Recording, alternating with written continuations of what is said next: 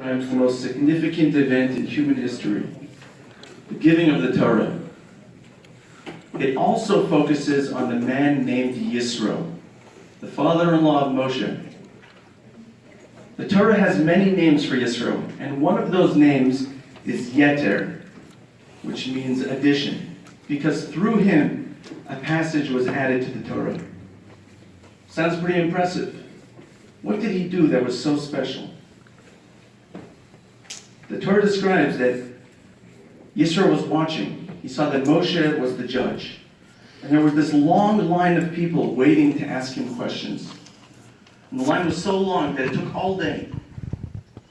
And Yitro went to him and said, Moshe, this can't go on. Both you and the people are going to be worn down. Can't continue like this. Here's what you have to do. You have to set up a court system, lower courts and higher courts, and the people will go to them, ask them all their questions, and eventually when there's a question that nobody else can answer, they'll come to you, and you'll answer the question. Okay, it's a sound piece of advice. Was it such a big deal? You would think that eventually they would come to this conclusion. So what's going on here? So let's go a little deeper.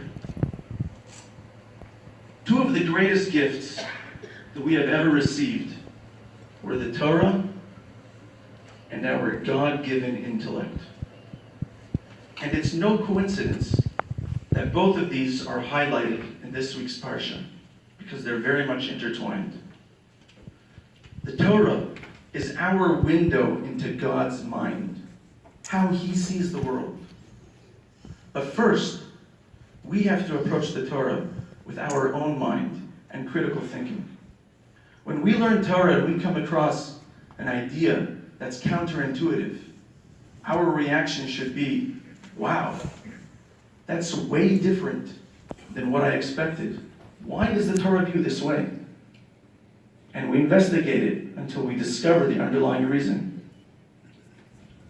This is exactly what Yitro did, this way of thinking. He looked around and saw a situation that seemed unsustainable. And so he went to Moshe to speak to him about it. And he was so clear in his thinking that he said to Moshe, go consult God.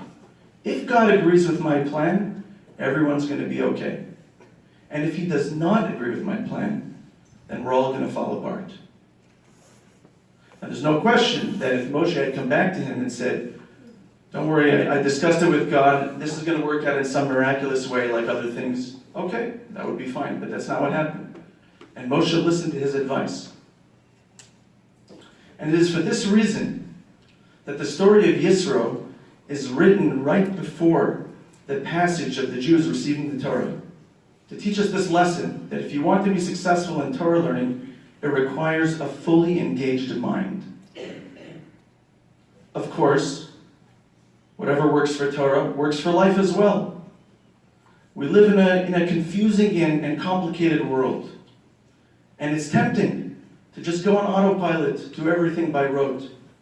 It's so much easier to just follow the crowd, do whatever's convenient, and adopt whatever ideology is popular at the time.